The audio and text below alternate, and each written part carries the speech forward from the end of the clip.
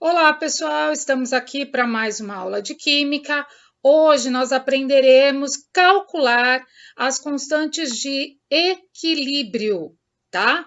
Essa constante tanto em relação à pressão como à concentração. Nós já vamos iniciar com um exercício, né? Em determinadas condições de temperatura e pressão, encontra-se em equilíbrio. Significa que eu tenho reagente e eu tenho produto. Então, eu tenho 3 mols por litro de SO2, 2 mols por litro de O2, 2 mols por litro de SO3. Segunda equação. Então, eu tenho meu reagente é SO3 e o meu produto é SO2 e O2. Estão em equilíbrio, olha a setinha, né? Ela está para os dois lados. Determine a constante de equilíbrio. Como a gente já viu na aula anterior, a constante de equilíbrio é a concentração dos produtos sobre a concentração dos reagentes, elevado sempre ao seu coeficiente. Então, esse númerozinho aqui da frente, ó.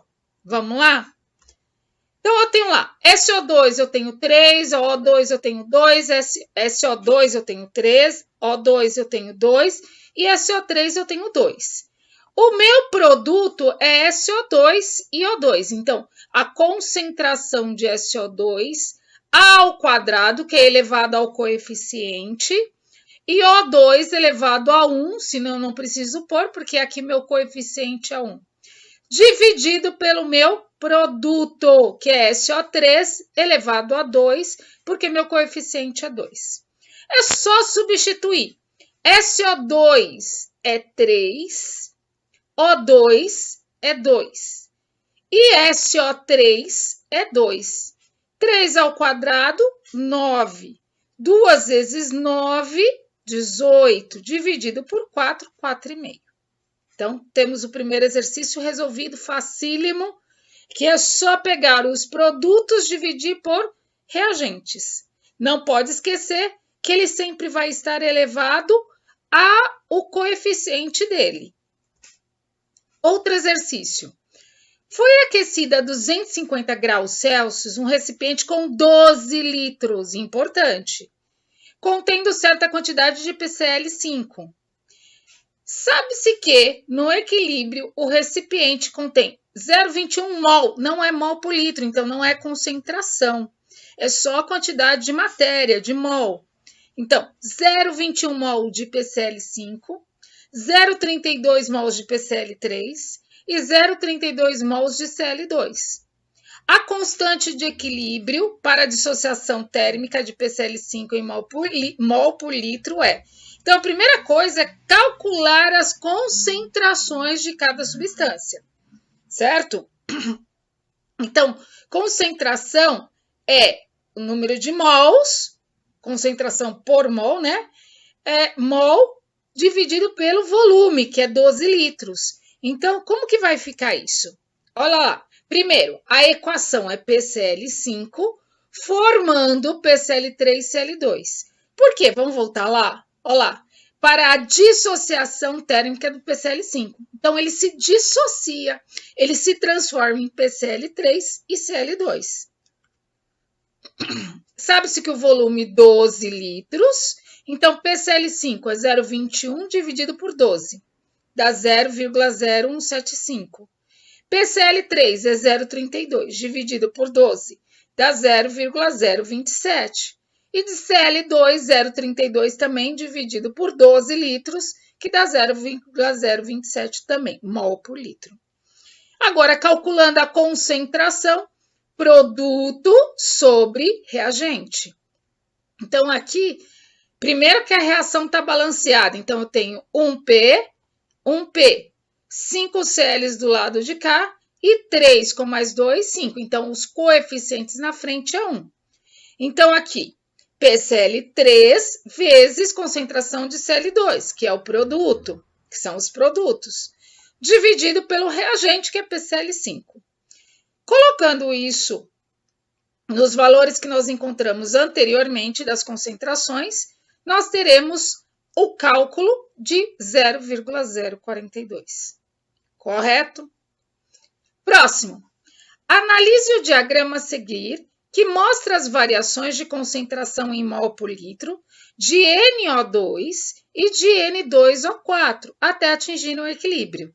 Então, o NO2 está se transformando em N2O4 e o N2O4 está se transformando em NO2. Então, eu tenho 2 NO2 para balancear tudo isso, se transformando em N2O4. Bom, determine o Kc nessas condições. No equilíbrio, eu tenho 1 mol para NO2O2. Por que o equilíbrio aqui? Porque quando eles estão, as duas retas, as curvas passam a ser retas paralelas ao eixo do tempo. Então, eu tenho lá, para o N2O2, ele vai ser 1 a concentração. E para o NO2, ele começa com 4, só que ele vai para 2. Então, quando ele tem a concentração de 2 mols por litro, ele está em equilíbrio, certo? Bom, produto, reagente. Então, Kc é igual a N2O4 dividido por NO2 ao quadrado, né? Olha lá, NO2 ao quadrado. N2O4, nós achamos que é 11 no gráfico. E NO2 nós achamos que é 12. Lá nós encontramos o gráfico, que é 12 não, é 2. Elevado ao quadrado vai dar 4, que dá 0,25.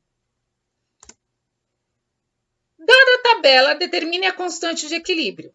No início da reação, eu tinha 3 COs, tenho 3 águas, 3H2O, e nada de produto. Aí começou a reagir. Reagiu. O que aconteceu? Na reação, né? Eu tenho 3 menos 2 mols que reagiu, eu tenho um equilíbrio. 3 menos 2 mols que reagiu, tenho um equilíbrio. E aqui eu não tinha nada. E 2, ficaram 2. A mesma coisa aqui. Bom, produto sobre reagente. Gente, não é constante de equilíbrio? Então, a gente vai usar no equilíbrio. No equilíbrio, eu tenho CO2 e H2, né? Como produto, dividido pelo reagente, que é COH2O. Então, eu tenho lá CO2. De CO2, eu tenho 2 no equilíbrio. De H2, eu tenho 2. Então, 2. Depois, no reagente, no equilíbrio, CO eu tenho 1 e água eu tenho 1 também. 2 vezes 2, 4. E dividido por 1, que 1 vezes 1 é 1, dá 4 mesmo. Certo? Mais um exercício em relação à pressão. Então, eu tenho lá, para o sistema H2I2 produzindo 2HI, a certa temperatura verifica que as pressões parciais no equilíbrio químico são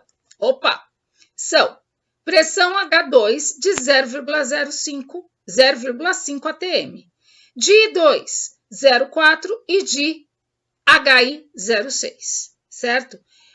Com base nessas informações, determina a constante de equilíbrio em termos de pressões. É a mesma coisa, só que em relação à pressão.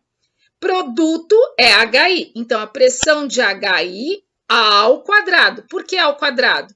Porque aqui é 2, o coeficiente é 2.